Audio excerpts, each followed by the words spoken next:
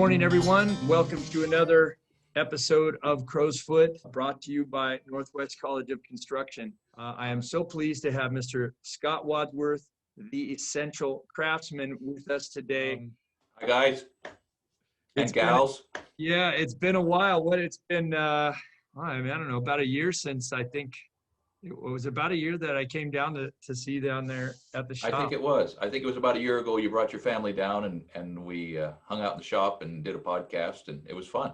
Yeah, I made a knife. I've still got my little letter opener in my desk. Very cool. Yeah, that's not actually a knife. That's a knife-shaped object, and it is a letter opener. But there's not enough carbon in there to harden it or temper it, so it'll do letters. Okay, yes, you're right. But letter opener for sure. For those who don't know you, you are the Essential Craftsman. If any of you out there have not seen this YouTube channel, you need to go out and like and subscribe right away. We use a lot of your content. Thank you so much in the classroom. Welcome. Here. And it's a great augmentation to a lot of the class work that we do. Good. And we use it with the curriculum so often, or at least I do. And in this pandemic mode, this COVID mode, whatever you like to call it, a lot of people are doing online studying. And so much of your content has been so helpful to me, everywhere from heavy equipment, welding, blacksmithing, carpentry. You're dropping timber, felling timber. You were a logger, a carpenter, obviously a blacksmith, a heavy equipment operator in your own right, a regular Renaissance man, a master builder. And, just yesterday I had a new group of students coming in the Jumpstart program, and they had watched a lot of your video content for the last couple of days. And, because we do the first couple of days via Zoom, and so we walk through things and I show them. And one of the things that one of the guys said, what I love about those videos is that guy just does everything. He does it all. And I said, yes, he does, and he does it pretty well too. So it's not just I guess that's where I go Renaissance man. I also know that you are an avid reader. At least I think I know you. I think I know that you're a community minded person. You've done a lot in Roseburg, from what I can tell, and you're a musician. Yeah. Right. So all that good stuff. Yeah. Tell us a little bit about where you're from. Give us some more background. So thank you for all that, Zane, and I'm delighted to hear that you're using it in your program.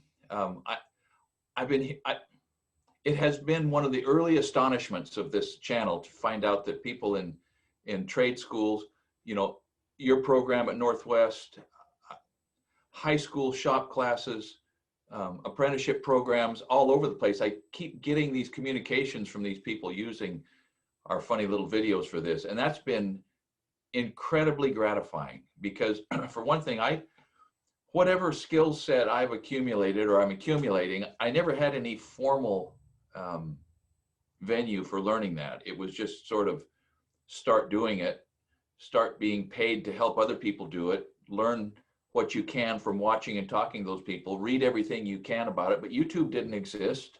The internet didn't exist. The right book was always a hard thing to lay your hand on. And so I think it's really awesome that there are some formal opportunities to get a structured sort of approach to this. So you can start at the starting place and go to the next square. And so that's item one. Item two, before I talk about actually sort of my background, is I have to explain the name Essential Craftsman. And it's always a little embarrassing to have anyone say that I am the Essential Craftsman, except in the connection with the channel. But the reason I picked that name is because the blacksmith was the Essential Craftsman. So when I started my blacksmithing hobby, business, passion, avocation now, 16 years ago, I was given the entire contents of a railroad roundhouse blacksmith shop. So I had to learn to use that stuff. And then I began to think about, what do I name my little business venture here when I'm forging architectural ironwork and trying to sort of make a hybrid business with that in my construction, Wadco construction. what do I call it? Do I call it Cascade Forge? Do I call it Deer Creek Forge? Do I call it Art Iron? What do I call it? And as I was sort of thinking about that and getting opinions from my friends, which by the way is always a good way to increase your chance of doing something right, is to ask the people who know and then have the intention of listening to them, which are two different things. I mean, you can ask, but if you don't intend to listen, I mean, like, throw it away. Yeah. But I think it was Mark Asbury, who is one of the best blacksmiths working on the planet, in my opinion. I took a class from him, and I don't remember exactly, but it just dawned on me that prior to about 1860, when the Industrial Revolution began to engage, if you didn't have a blacksmith in your community, or if you couldn't get to a blacksmith, you were living in the Stone Age. It was the blacksmith that was the essential craftsman. Every other craft, every other trade, every other endeavor depended on the ability to work metal, unless you were in a culture that was Stone Age, in which case you made do with bone and stone and dirt and sinew and wood. But if you wanted to use metal, if it was civilization that you were part of, you had to have a blacksmith. And so that's where the name came from. Not that I considered myself the essential craftsman, but as a way to communicate that blacksmithing was essential from the beginning. So there's those disclaimers. I'm glad people use it in their classroom. And I'm not the essential craftsman. I'm just a guy that does a lot of stuff. Got it. Very well put. One of my greatest mentors, Christopher Malcolm, very much the same sentiment. He refused to take his journey worker card from the Union Hall when he got it some years ago in the early 70s. He refused to take it because all of his journeymen, all the journey workers who were training him had been in years ahead of him and were still journeymen. And so for him to achieve the level of journeyman, he wasn't ready to feel like he earned that title. So they literally had to send it to him. So it sounds like a carpenter, right? But anyway, we all stake out the hill we choose to die on, man. Yeah, exactly. And of course I know he's a master builder, but to get him to call himself that, I don't know. But so, you know, he says, well, I'm a journeyman. It took him 16 years as a journey person before he ever ran any work himself. And he took a lot of pride and a lot of stock in that, because he wanted to own every, you know, caloric movement of being a framer, of being a carpenter. And believe me, you could see it in his work, and when you hear him talk, you get what I'm saying. But the same thing applies here. And of course, I'm using essential craftsman or the essential craftsman. I kind of picked that up from Nate, honestly. Yeah, I know Nate does that. Yeah. And I think it's great. And for those of us out here in the viewership and watching YouTube, your YouTube channel, I think it's fine. You are the essential craftsman. You said it. You set up the show. I think we're happy with that. It's probably going to stick, unfortunately, whether you like it or not. Yeah, thank you for all that. It still makes me squirm a little bit, but that's all right. I mean, what's in a name, right? Yeah. So we were chatting a bit. You were talking about the unfortunate event of the fires this last summer down in your area. But on a higher note, you kind of touched on some sentimental terrain there, that you had grown up in that area, and it kind of I felt like there was a lot there. And so I'm wondering if you'd like to tell us a little more about kind of where you came from. Thank you. Yeah, I will. And feel free to reel me in. I mean, if I start running off the rails, or if I, you know, born Roseburg, Oregon, 1958. That officially makes me an old man. My dad was a logger, and then probably about the time I was 6, he transitioned from working for Roseburg Lumber Company in the woods to working for Roseburg Lumber Company in a veneer plant that was very close to the house. He wouldn't have to leave at 3 a.m. He wouldn't get home at 7 p.m. And I think he could see that, particularly in the 1960s, logging was still incredibly dangerous. It's not as dangerous now, though it's dangerous enough. But I think he wisely moved out of the brush, as it was termed. You know, working in the brush was being a logger. And his was the sole income. We were a one income blue collar family.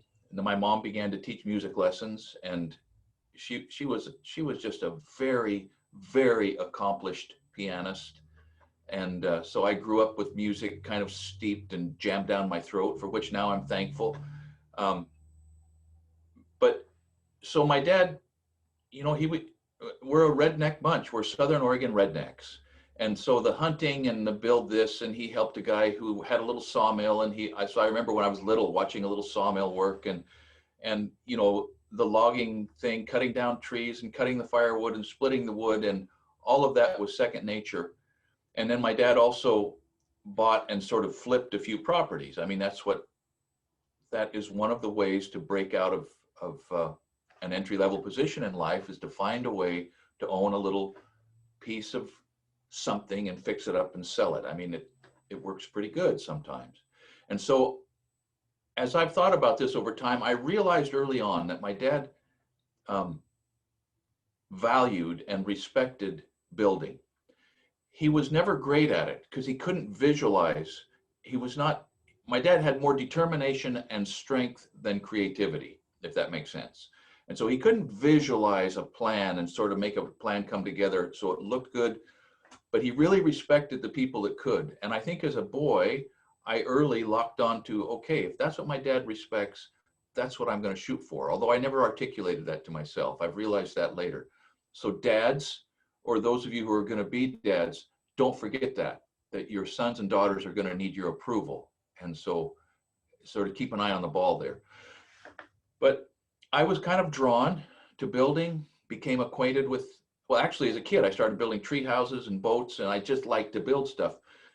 Dad could never afford to buy erector sets or anything like that. So I had to content myself with real boards and real hammers and real nails. And so that was formative. But so it was a farm environment. We lived kind of in the lowlands of Southern Oregon for a while until I was 10 or so. And we had ponies and cows and horses and all of that. And you learn so much when you're dealing with that sort of a 19th century lifestyle. Handling animals and handling tools and chopping, your body begins to wake up to how to produce work. And then when I was at that young age, we moved back into the Cascades about 30 miles up Rock Creek, which is in the North Umpqua drainage. And Dad bought 80 acres. The creek ran through it for half a mile. And I just was in hog heaven with hunting and fishing and trapping and building forts and floating down the creek. And it was perfect. Well, I may talk more about my career path later, but to get right to the whole thing about Rock Creek and the Labor Day fires in Oregon in 2020. Well, Rock Creek, where I burned up, is in about the middle of the Archie Creek fire, which was about 150,000 acres. Part of the 1.2 million acres that burned in the state last year. And so my childhood haunts, and if I start getting kind of bleary-eyed and my voice starts catching, it'll just sort of illustrate for you that growing up there in that Cascade mountain range at that time was important to me. It's been something that I've had in sort of a mental and emotional bank account, that I could always draw on that. I could always take people up there and show them where I grew up. And this summer, I have an 8-year-old grandson who is finally big enough to go up and run up and down Kelly Creek and McComas Creek and Rock Creek and show him where I grew up. Well, guess what? It burned up. And that has been an unexpected sort of emotional speed bump for me. I don't think I'll ever be able to drive back up the North Umpqua. I may change my mind, but I would rather remember that country the way it was than have these images burned into my mind of an ash heap. To sort of illustrate the violence of the fire right where I lived on my dad's old place. On the south end of that property, there had been years before 3 little lots cut off. This would have been probably around 1900 or so. The property itself was homesteaded early. Well, I know a guy who has lived in one of those cabins for most of the 45 years since I moved away from there as a kid. So his roots went deeper into the Rock Creek Valley than mine did, just by dint of time. But he didn't grow up there. But Tim Fromdahl's a carpenter, a well-respected carpenter who does nice work, and he has a nice presence, and he's honest, and he's reliable, and people love him around here. And I ran into him in Garrettson's Building Supply, which is where I do all my business down here in Douglas County.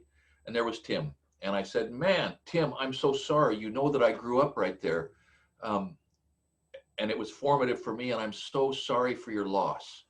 And we started talking about that. And he said, so he got out of there alive. Almost, in fact, I don't know that there were any casualties in Douglas County. I may be wrong on that. Over 100 homes burned, but I don't think lives were lost because of Facebook and because the Douglas County Sheriff's Office did a masterful job of getting people out. But he said when he went back in, he knew it would be gone, or he assumed that it would be gone, but he was confident that he could salvage his cast iron frying pan collection. He likes old stuff, and he had a lot of cast iron frying pans. And when he got to where his house used to be, he knew that that was a dim hope because his cast iron bathtub was melted. It was laying flat on the ground in the ashes, and his cast iron frying pans had melted down to little puddles of slag also. Now, that's a staggering thing. It is hard to get anything that's not a hydrocarbon or coal or natural gas up to like 2,600, which is I think where cast iron melts. That's hard. In a blacksmith forge, 2,600 is a white heat. It's white. It's way past just welding.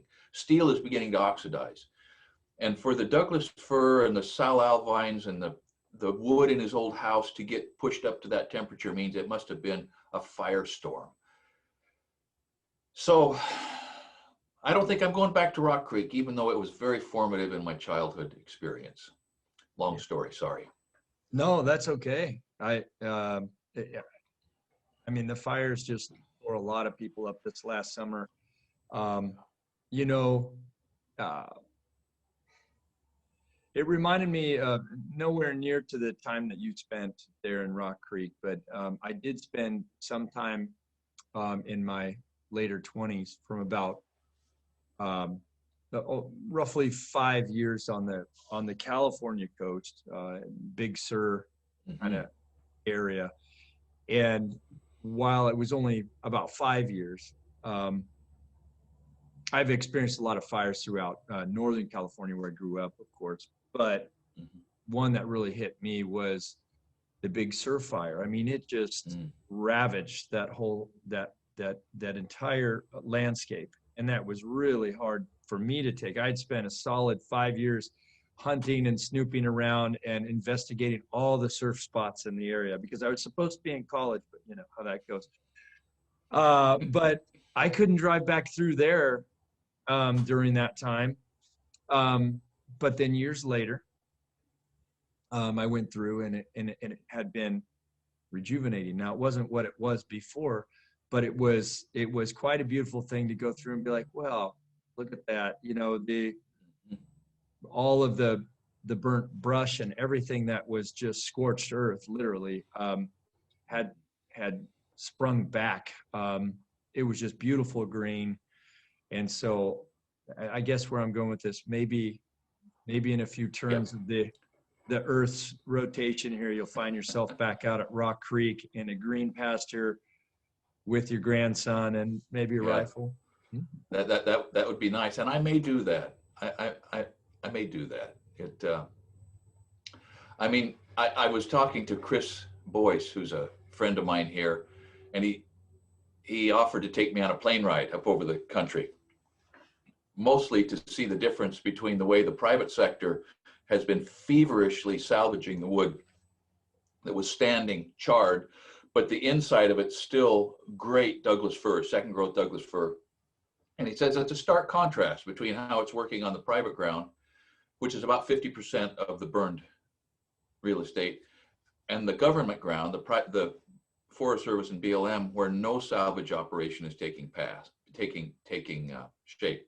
And it's just like the Mount St. Helens landscape, where Weyerhaeuser salvaged, replanted, and has a vibrant forest again, and the public trust has just been untouched. And that's interesting, but it's not productive. So anyway, I'm not doing that. I said, Chris, thank you very much, but I'll pass. But that's okay. Like you said, when I'm 83, 20 years have gone by, I'll take my grandkids up there and we'll walk around and be grateful for what nature has accomplished, right? Well, you take all the time you need. When someone is in mourning, you can't force that issue. Fair But deal. I am sorry for your loss. That is clearly something that would be very hard for me to take, to go back to, say Placerville, where I come from, and see that the house and the land that I grew up on was gone. That would be, the land itself wouldn't be gone, of course, but if essentially would be gone. So yeah, I'm sorry for your loss, and for everybody down there. It's just but it happens. It happens. People are alarmed at the quote unprecedented scope of the fires. And we just did a video we're going to release probably in 2 weeks of Fire Recap, where we talk about this a lot. But they're not unprecedented. In 1865, there was a Silverton fire in the Coast Range that burned 988,000 acres, one fire. Now, nobody was there to watch it, and it's had to be retraced just from the sketchy pioneer accounts and then seeing the evidence of the burn.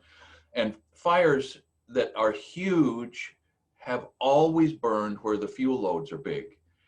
And so there's a very complex conversation that just has to happen. It's not just climate change. It's not just forest management.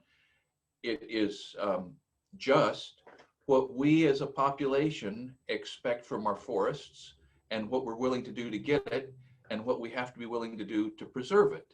So anyway, enough of that. When I left Rock Creek as a kid, graduated from Glide High School, I thought, what am I going to do? Well, I think I did well in math and science, so I guess I'll be an engineer. But I was also playing Dixieland jazz, which was actually, I was already playing Dixieland jazz with a little band called the Jazz Miners, all teenagers from the Eugene, Springfield, Junction City, greater Willamette Valley area. But I went to Oregon State and I thought I was going to be an agricultural engineer. I don't even know what that is now, but it sounded good because I had ponies and I thought, well, agriculture. Yeah. But I didn't spend one weekend on campus. I was always going down to Eugene and we were practicing and recording and traveling and playing gigs. And when we booked a gig for President Carter at the White House in May of 77, I guess, I thought, that's it. I'm leaving college. I'm going to be a star. What a bonehead thought that was, right? And so I did that till I got tired of that for reasons. And then what am I going to do? I have my high school sweetheart and I love her and I want to marry her and I have to make a living. And so I've always wanted to I'll build houses. And that pressed the trigger for me to go to work for a residential builder here in Roseburg, Gary Wagner, worked there for a while. Construction is a life where you're engaged with economic cycles. Okay, the cyclical nature of economies is in fact the same as the cyclical nature of construction. When the economy's hot, people build. When the economy's cold, people sit home and hope the phone rings.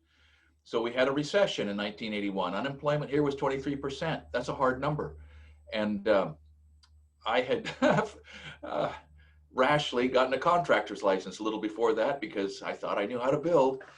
And I had also built a portable sawmill. I have a video about that because I was compelled to make things. But anyway, the economy was so low, I moved to Wyoming. I worked there for 5 years for Wade Welch Construction. I got a great education in nice mid to upper level construction home, custom homes, everything ground up, great education. The economy tanked there, moved to Las Vegas. I decided I was not going to work residential and I just there's a lot that could be said about pursuing a particular job in construction, about how to identify the niche that you want to learn or work in and how to find that job. But I decided I wanted to work commercial construction. I decided I wanted to work for Martin Harris Construction and I just hammered on their door until they hired me to shut me up. And I worked for them for a while. Then I did piecework framing in the tracks down there for a couple, 3 years. And then I went to work for a commercial concrete company doing tilt-ups and curb and gutter and sidewalk and shopping malls. and I built a couple homes down there for myself while I was working for my family. And then I realized it was time to move my young family back to Oregon. I didn't want to raise boys in a town that had naked women on the top of the taxi cabs. And so we moved back to Oregon, and I went back to work logging with my dad. I'd done that as a teenager. And then I got a contractor's license here in Oregon, and I've been riding it out. So great. So you ended up back in Oregon with your new family, setting up as a contractor. I logged for a little while first. My dad had been Jippo logging, that is small scale logging, by himself for a few years as his trucking business sort of sunsetted.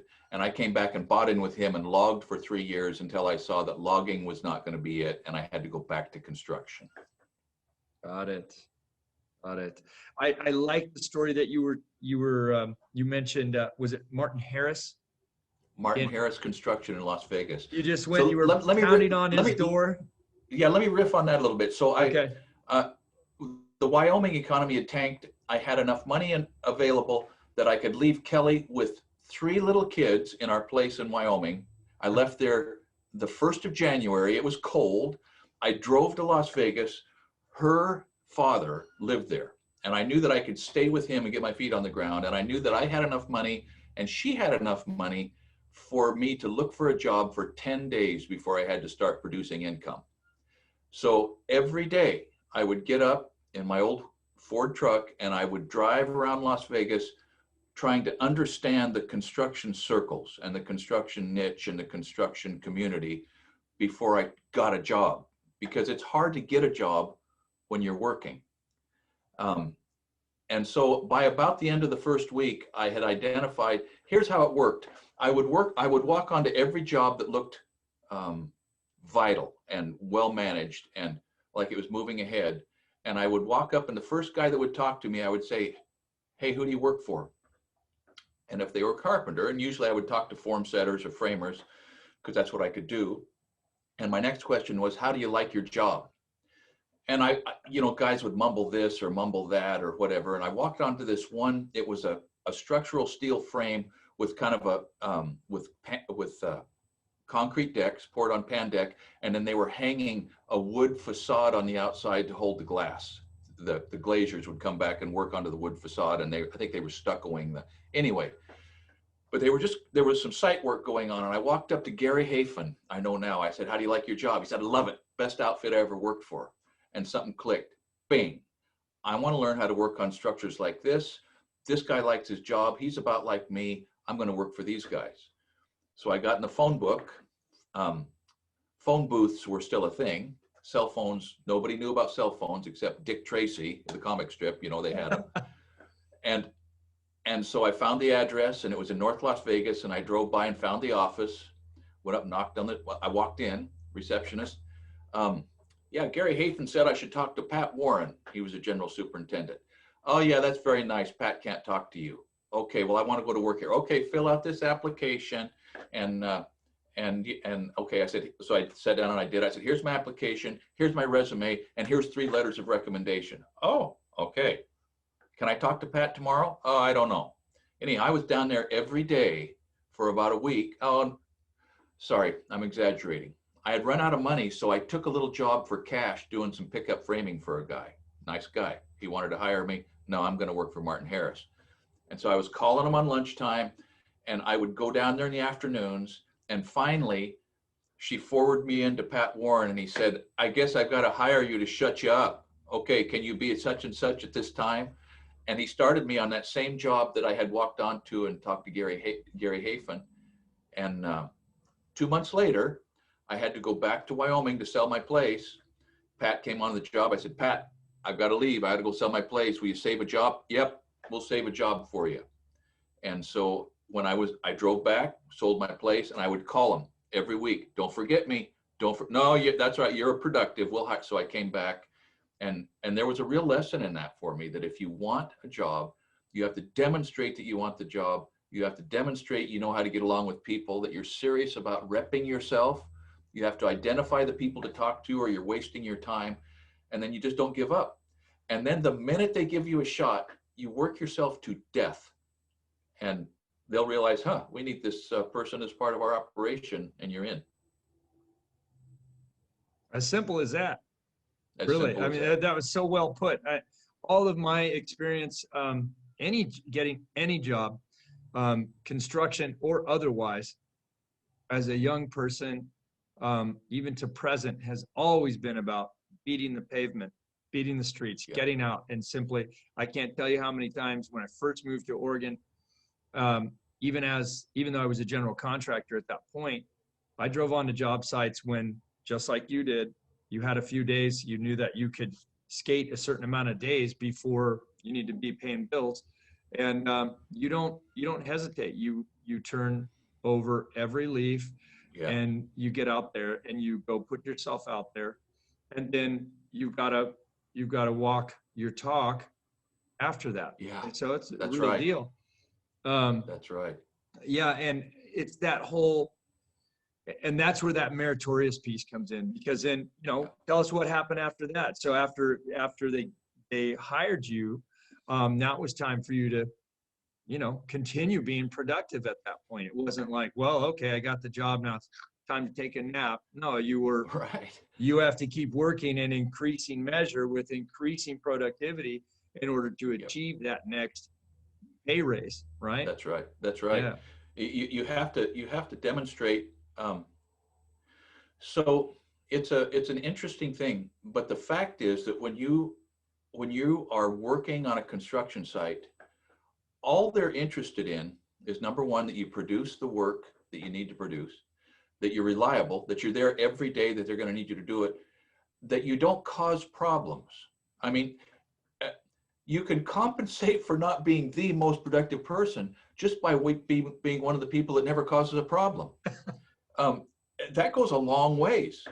You don't whine, you don't complain. If you want a long-lasting relationship, now, but let me say this, it'll only take you about 2 weeks to understand whether you're working for a good outfit or not. And if you're not working for a good outfit, then for your own integrity, you produce and you work hard, but you immediately start looking for an exit strategy, because life is too short to waste any time working for a dirtbag. Okay. And it doesn't take you long to recognize those people. And then you don't burn the bridge. Okay. You just find a graceful way out into a better situation. But in general, if you can adopt the idea that you are as concerned with the successful outcome of this construction project as the owner is, you are going to be an asset, and nobody throws away an asset. And so it's just sort of a mentality about becoming part of that community you were talking about, Zane, the community of that construction enterprise, the community of that job, part of the community. It just makes everything better, including your peace of mind, including your self-respect. It just makes everything better. Yeah, agreed. And one of the things I've heard you say on a video, and I have repeated it, and I've even written it on the board up here, and I put Scott Wadsworth underneath it, and I'll probably misquote it here, but one of the best ways to help your boss solve problems is by not causing problems for your boss. And True. There's no truer words out there. Like you said, if you minimize one thing, it's not creating more problems. Everyone's got to learn. Everyone's got to figure out the new area. Even if you're a master builder and you step onto a new site, you've got different people to deal with, and you may not be a great communicator. So you're going to have to learn that. So don't cause problems in a social way. Don't cause problems by being late. But also don't cause problems by creating more work or wasting resources that are so important to the outfit you're working for. And so I hijack that saying and write it on my whiteboard in here quite often. That's great. because everybody makes mistakes, right? Everybody cuts a board wrong. Everybody cuts an expensive beam wrong. Everybody backs a bobcat into something that they didn't want to back the bobcat into. That happens. But there's a whole set of social skills that you just alluded to that are more important than whether or not you make the construction mistake. Number one is you always own your mistake. You always own it. you raise your hand and say, yep, I did that. That disarms. I mean, so that's one thing. But Yeah. But what you were just talking about the social aspect of construction, there's this stereotype, and it has been true, and it still is true, that there's a lot of fighting on construction sites. Okay, we're a reasonably tough bunch. I don't think we're ever near quite as tough as we think we are, but we're reasonably tough. And just like loggers, and just like anytime you get a whole bunch of testosterone focused in one spot, there's this temptation to fight, whether it is overtly rolling in the dirt or just, the competition aspect and trying to one up each other, and ribbing and teasing turns into insults, and that whole thing poisons productivity. Yeah. And it doesn't take a boss long to realize who's the crap stirrer. Don't stir don't stir it up, because that creates problems that can resonate for, just don't do that. In fact, learn the opposite skill. Learn the skill. Your dad or your mom used to tell you it takes a bigger man to walk away from a fight. And I used to think, boy, that is nonsense. Okay. Well, actually, it's not nonsense. Yeah. It's absolutely true that it takes a mature human being to say, wait a second, this is not the 7th grade playground. Okay. This is not high school drama. This is real life. And I am not going to waste a moment of it fighting with you or trying to elbow you out of the way. I'll just outwork you. That's all. I'll just work harder and be more reliable and be more on time. And I won't have to worry about your disagreeable nature. But you don't have to say that. You just play nice and you solve most of the problems that happen on construction sites. I agree wholeheartedly. I try to get apprentices to recognize that if you really have a will to compete, then try to compete with yourself. Yeah. Try to compete with your best self and take that to the next level all the time. Building in tracks, man, a lot of people, don't understand the next caliber of carpenter that comes out of that place. And you will know in a heartbeat if you are not efficient, effective, and if your formula for building a wall is out of sync, you're going to know really fast. And you're never going to stack a roof until you can build the wall. And that's right. Et cetera, et cetera. And the tracks will just will really awaken you in that way. And so you have to compete with your best self. That means caloric output, physical output, as well as maintaining your social distance for craziness and getting involved in other people's psychosomatic stuff, right? Yeah. And what's the old saying? Water off a duck's back, right? It's you've got to have that thick skin. And you're right. Be the bigger man or woman or person. Approach. Yeah.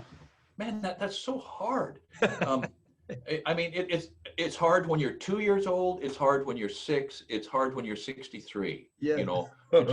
To just shake it off, because the 2-year-old inside of us is always wanting to be right. I've got a young man right now who's coming into my shop every Tuesday night, 2 of them actually. And I'm trying to teach one of them to weld. He's going to have some sort of a skill in his life. And it looks to me like maybe welding would be the most accessible, not because you don't have to be smart to be a welder, but because there are aspects to welding that you can do even if you're not the brightest bulb in the package, okay, and still occupy a good space. And in some cases make real money. But he was raised without a dad, without anybody to sort of mentor and instill these values. And the bad habit that I am making some headway in helping to recognize is to never say, I know, when somebody tells you, I know. Those are the worst 2 words you can ever say if you ever want to learn something from someone. Because by about the 3rd time somebody has told you something, you say, I know, they're going to flip a switch and say, that kid doesn't want to learn anything from me. And so I am done teaching him.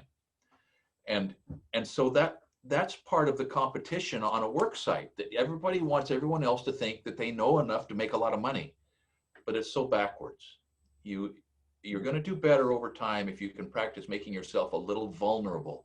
And by that, I mean, not a lot vulnerable, because there is a prison mentality on job sites that will cannibalize you if you make yourself too vulnerable. Yeah. but just vulnerable enough that people know, oh, this person could learn from me. Therefore, I can teach them. Therefore, it just works great. So it takes wisdom and it takes some caution, but it's the way to roll. You know what?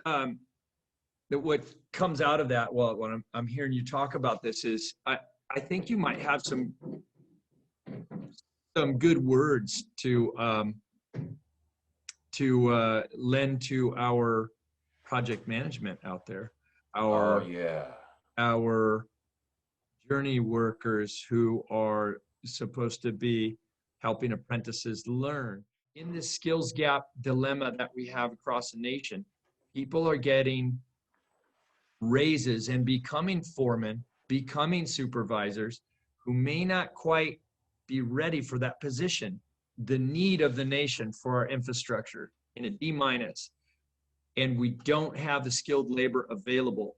This is a manifestation of that. People climbing into positions where, honestly, very often they may not be ready for. What might you tell them about identifying the tasks and the priorities of a day or a job? What are a couple helpful insights that you might lend to that person who has to delegate a small crew and make them efficient? Okay. So a couple of things come to mind. So first, so particularly when you get a responsibility to manage or to lead or to organize, and with that responsibility comes accountability for the outcome. That's scary, particularly when you know that I don't really know enough to think that I can do this, but you got the job, so you got to make it happen. So that's a very unsettling feeling.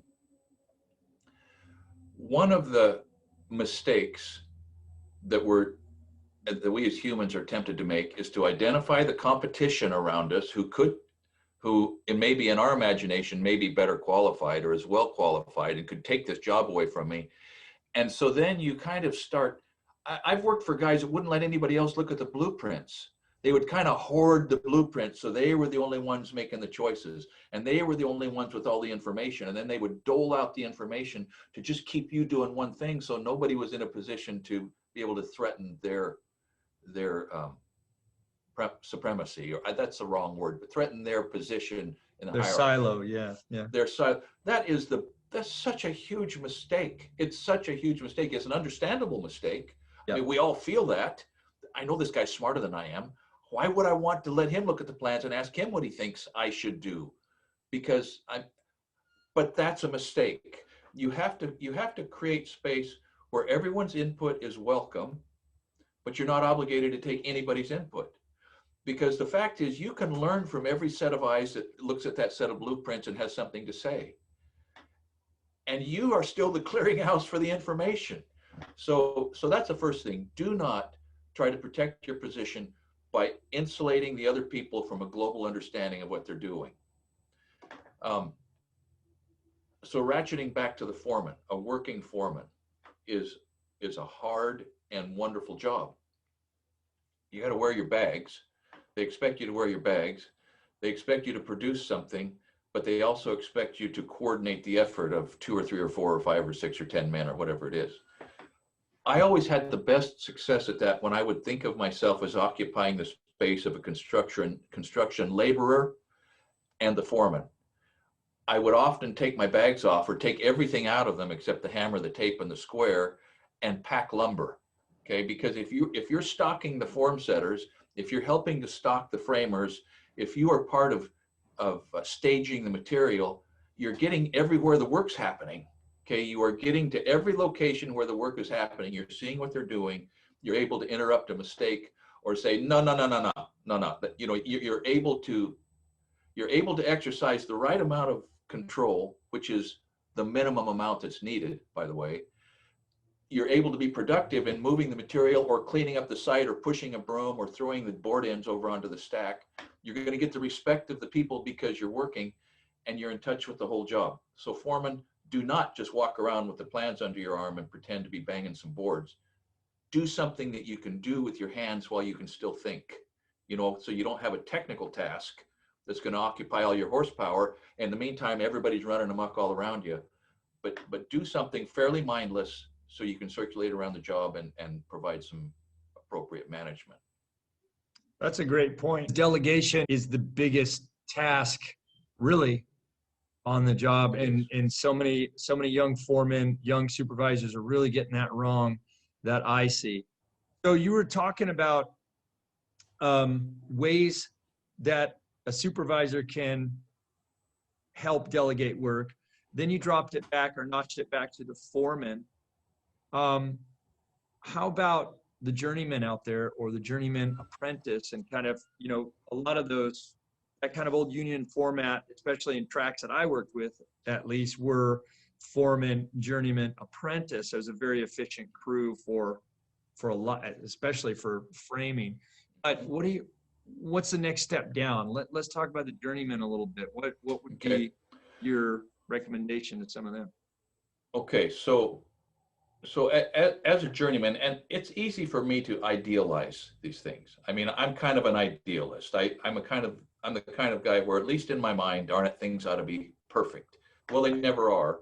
And so if a journeyman is listening to me, and he's probably just going to click this off and say, listen, buddy, you're not going to tell me how to think about how I relate to an apprentice. All right, I get that.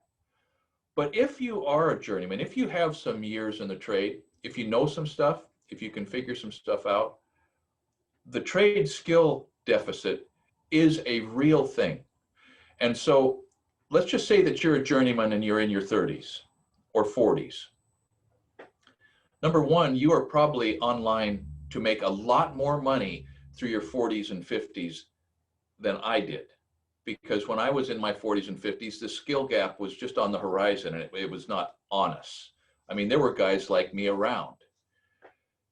But there are not too many guys like a real journeyman around now. It's a much smaller ratio of the population. And in fact, of the construction labor community, there's a smaller and frankly shrinking group of guys or women. Don't be off put by my pronoun habits. Sure. There's a much, relatively speaking, you're becoming kind of a white buffalo. Hard to find. And so you got a couple choices. You can either just capitalize on that and make all the bank you can and hoard your information and not be part of any solution except the solution to your own greed.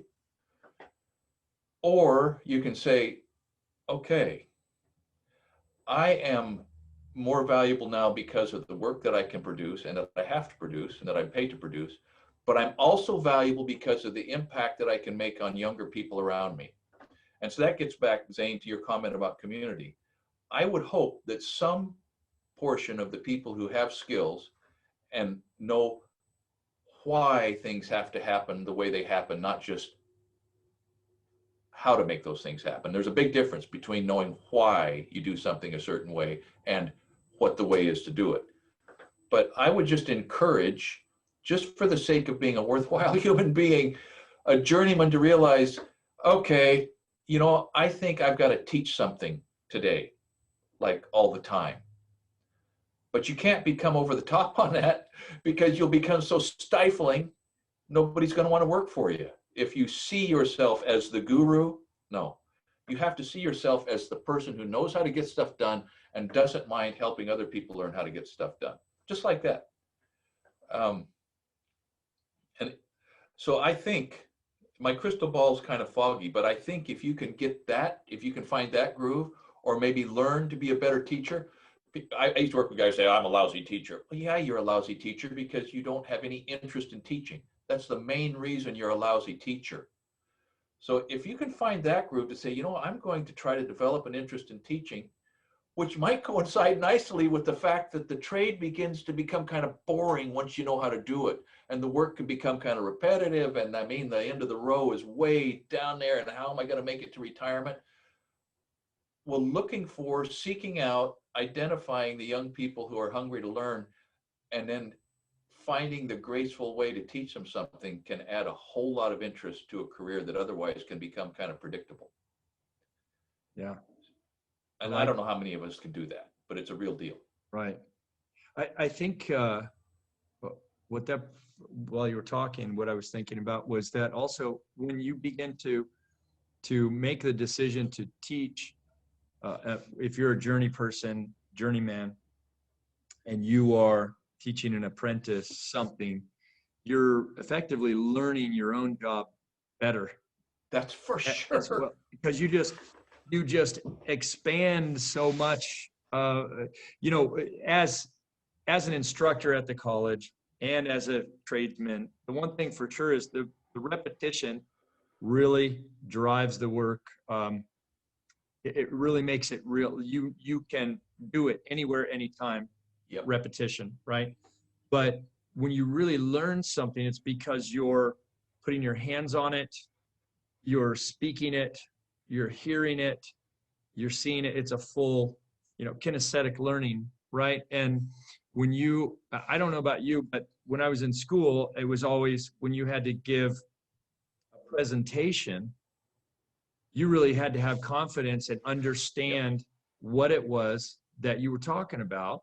Yep. And if you didn't, it was very apparent, right? Yep. And Yep. and you learn how to now adapt and become better at that thing by suffering through not being so good at it. So if you're not good at teaching, or you say you're one of those guys, I like what you were saying there, because if you decide to maybe step out of your comfort zone, Yes. you might find that you become twice the journeyman you are. You might be a very large step closer to being a foreman. What do you think about that? I think it's exactly right. And not only that, but you've expanded your usefulness to your employer. Yeah. Okay. You put yourself in the position of solving problems for your employer long after you learn to solve all the problems related to doing the work. One of the biggest problems your boss has now is how to find a labor force. And if he thought for 1 second, I mean, the right boss, right? The right forward thinking, heads up boss. If he thought for 1 second that he had a journeyman who not only could produce the amount of work he needed to produce, but make a positive impact on the kids that are going to have to fill his shoes, hopefully you know what I'm saying? Yeah. That you are solving a problem for your boss that you never thought you would ever be responsible to solve, but all of a sudden you have an opportunity to make yourself even more irreplaceable. Yeah, I love it. Yeah. Okay, so now to the apprentice. You talked about kind of working this down from the superintendent, and I don't have much to say to superintendents, right? But right down to the apprentice. We talked about it a little bit. Not every journeyman that you come across is going to be the right one. Okay, so I'm doing the voiceover right now on an electrical trim out video, and there was an apprentice named Cameron. And the journeyman on the job, Simon. Simon is a butt-kicking electrician. The man is a whirlwind of high-quality productivity. And he's a little bit, what's the word? He's a little grumpy. And if Simon was sitting here, I would say, Simon, you're grumpy. And he'd say, yeah, I know. All right. He's just not, he does not have an outgoing personality. He has a business-like personality. That's his thing. And Cameron has maturity enough to realize that Simon's a darn good journeyman to learn from, even if he does not make Cameron feel good about himself. Okay. He's kind of on him. Okay. He's on him, not unreasonably, not unbearably, but Cameron is mature enough to realize, I can learn some stuff from this guy. Even if it's got a rough edge sometimes, I can learn from him, which means that Simon is happy to teach him. And so for the apprentices, you have to be self-aware enough. And how about this? Maybe you find some trusted person in your life. I don't know who that person is. And go to them and say, hey, do you think I'm teachable? And then be ready to hear what they say. Because if you're not teachable, you're a lousy apprentice, regardless of how hard you can shovel. And not only are you a lousy apprentice, but you are hurting your future self. There's an old man or old woman in your future who is going to really wish that you would have been teachable as an apprentice. So think hard about that. Think hard about the difference between letting people know what you already know so that you can get some responsibility, and not shutting off their stream of information by making them think you don't care if they teach you anything. And I'm sorry if I get a little too passionate about that, but when you find the right young person who's hungry to learn and hungry to work, you feel like the sun just came out, because it's so heartening to find that young person. So be that young person. I like it. I like it. Yeah, that you hit on so much of the psychology there of the apprentice. It's so true. And I think it not just even just in the trade, but anything, like you see anybody who has really kind of mastered their craft or on the verge of, or just a lifelong learner, and you can see Yeah. it in their experience. They all have a different style, and we can't immediately get hung up on the on face value. Some people are gruff, grumpy. Some people are real jovial and jokey. Right. And you get all different types. So it's being able to identify what it is that you're there to do, Yeah. and focus in on the hard information and not get hung up on so much about how we feel about it, right? Yeah. Yeah. Yeah. Feelings are such a smokescreen. I mean, they're real. Our as an organism, feelings and emotions are part of our deal, but they're so transitory. I mean, they wax and wane like the moon. It's like I used to enjoy listening to Dr. Laura Schlesinger. Okay, I like that woman. I like the way she thinks, and she would say, "Love is not an emotion." Okay, because emotions come and go, and some days you love this person, and the next day you hate them. You know what I mean? Love comes and goes. She said, "Love as an emotion comes and goes, but love is a commitment." Okay, that's what love is, and that's what a good. That's what a good. That's what a good. I'm going to say man, but that's what a good human is. That is a good human, a good construction worker, a good construction geek. I sit before you as a construction geek, okay? A good construction geek understands commitment. A good construction geek understands I'm here to work, and darn it, I'm going to work. And even if work is a type of pain, I'm going to embrace that type of pain, and I'm going to do the work. And man, it's a lot easier to look yourself in the eye and say, yep, I earned that check. And it has so many positive benefits in the rest of your life. If you can just learn that mentality on the job, it'll spill over into your relationships and your friendships and your business agreements and everything else. It's a understanding commitment. Do that, apprentices. I like that. Wow. Man, so much you put out here today in this little interview. I feel like we've only really scraped the surface. So let's see. What's some parting words for the young person coming into the trades? Someone maybe not sure about if this is what they want to do. What would you say to that young person today in what we see as kind of an odd world we're in right now? What's a parting, I don't know, recommendation, some word to wisdom for the new apprentice? Okay. All right. So I tend to get a little too philosophical, but the 2020 was a hard year, right? But we kid ourselves if we think it was one of the hardest years, at least in the United States. Okay, we kid ourselves if we think it was one of the hardest years. But change comes, change in both directions. And one of the best things as an apprentice that you can do to prepare yourself for the change that is certainly going to come in your life is to learn the value of being productive and being reliable. It doesn't matter what the changes are that life or politics or health or relationships or marriages or anything, it doesn't matter what's going to come if, among other things, you've learned the value of being productive, that is, making something good happen, and being reliable. That is, darn it, I said I was going to do it, therefore, nothing is going to stop me from doing it. If you can just learn those two things, and maybe your life has not given you an opportunity to learn those things yet, so what?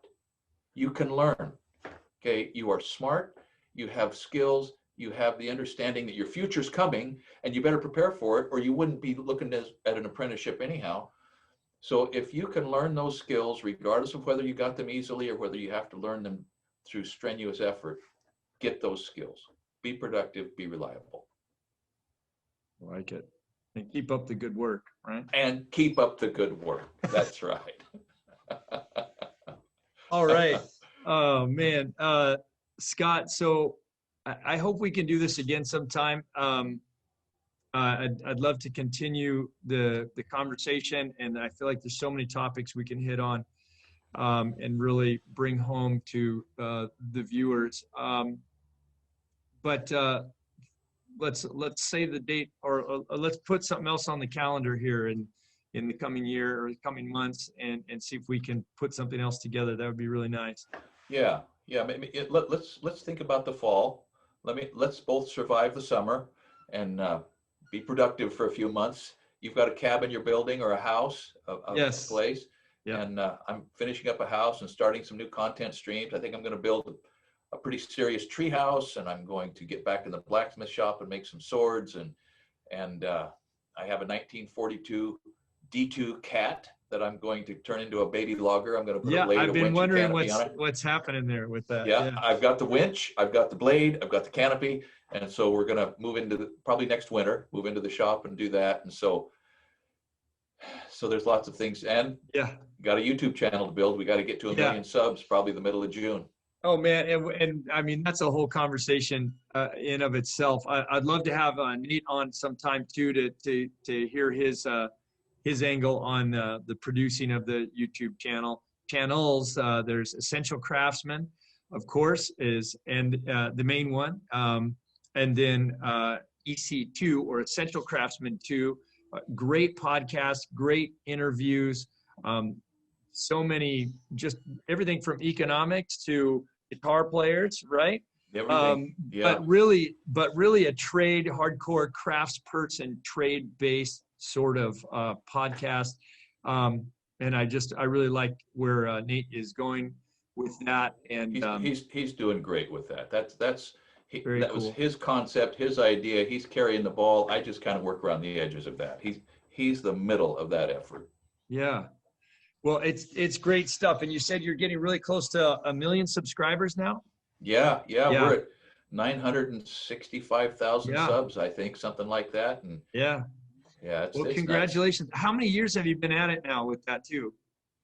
Our first upload was January 2016, and then we hit it full time January 2017. I think we put up 8 videos in the first year. And so seriously, 18, 19, 20, 4 years seriously, 1 year just kind of priming the pump. Got it. Well, I mean, it's a ride. I'll tell you, it's a ride. Yeah, it's a lot of work, right? It's a ton of work. It's a ton of work. Yeah. And I already know what you're doing outside of that, with the building of the house and the many other projects you've mentioned. Anyway, great work. It's been an amazing ride to watch it develop, and listen, that's a testament to what you guys are producing. I tell the people in here all the time, the reason why I go to Scott, I go to Nate, and I go to Essential Craftsman is because you guys get it right on so many levels, okay? The main two being, you know what you're talking about. That's a good one. And the production is really good. You guys really produce very, very important information in a very nice format. It's very easy to take in. So just kudos to you guys. You've done an excellent job. So that's it for today. Look forward to talking to you soon. And keep up the good work. Take care. Thanks, man. Same to you. Good luck on that cabin. Say hi to your family for me. I will. You as well. Will do. Thanks, Zane. Thank you.